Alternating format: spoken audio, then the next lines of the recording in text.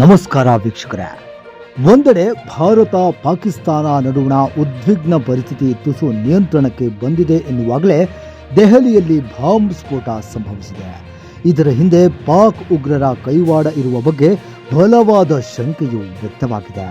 ಇಂತಹ ಸಂದರ್ಭದಲ್ಲೇ ಕರ್ನಾಟಕ ರಾಜಧಾನಿ ಬೆಂಗಳೂರಲ್ಲಿ, ಅದರಲ್ಲೂ ನಗರದ ಹೃದಯ ಭಾಗದಲ್ಲೇ 4 ಕಡೆಗಳಲ್ಲಿ ಪಾಕಿಸ್ತಾನಿ ಹಾಗೂ ಚೀನಾ ಪ್ರಜೆಗಳ ಆಸ್ತಿ ಇರೋದು ಗೊತ್ತಾಗಿದೆ.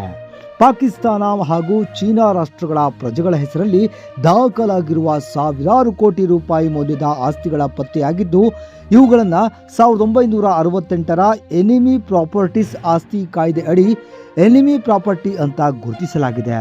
ಈ ಆಸ್ತಿಗಳನ್ನು ಹರಾಜು ಮಾಡಲು ಇದೀಗ ಸರ್ಕಾರ ಸಿದ್ಧತೆಯನ್ನು ನಡೆಸಿದೆ.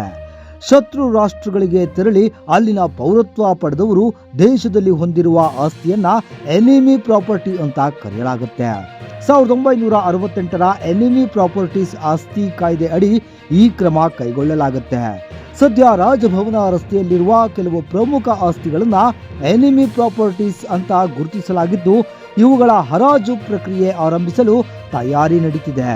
ಈ ಆಸ್ತಿಗಳು ಭಾರತದಿಂದ ಪಾಕಿಸ್ತಾನ ಅಥವಾ ಚೀನಾ ದೇಶಕ್ಕೆ ತೆರಳಿ ಅಲ್ಲಿನ ನಾಗರಿಕತ್ವ ಪಡೆದವರ ಆಸ್ತಿಗಳಾಗಿವೆ.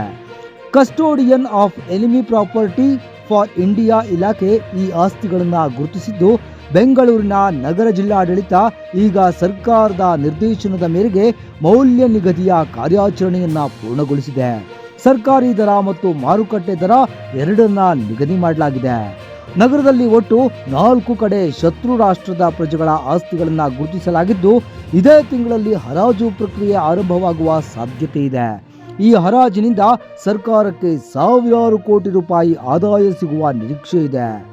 ರಾಜಭವನ ರಸ್ತೆಯ ವಾರ್ಡ್ ನಂಬರ್ 78, ಕಬ್ಬನ್ ರಸ್ತೆ ಬಳಿ ಮುನ್ಸಿಪಲ್ ನಂಬರ್ 3 ಮತ್ತು 5ರಲ್ಲಿ ಒಟ್ಟು 1,23,504 ಚದುರ ಅಡಿ ವಿಸ್ತೀರ್ಣದ ಆಸ್ತಿ ಇದೆ.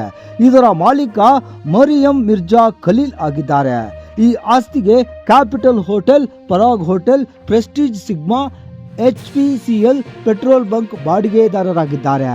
ವಿಕ್ಟೋರಿಯಾ ರಸ್ತೆಯ ಸಿವಿಲ್ ಸ್ಟೇಷನ್ ಪ್ರದೇಶ, ಪ್ರೈಮೆಸಸ್ ನಂಬರ್ 3, ಬ್ಲಾಕ್ ನಂಬರ್ 2 ಮತ್ತು 8ರಲ್ಲಿ ಒಟ್ಟು 8,845 ಚದುರ ಅಡಿ ವಿಸ್ತೀರ್ಣದ ಆಸ್ತಿ ಇದ್ದು, ಇದರ ಮಾಲೀಕ ಜೋಸೆಫಿನ್ ರಾಜಮ್ಮ ಜೇವಿಯರ್ ಆಗಿದ್ದಾರೆ.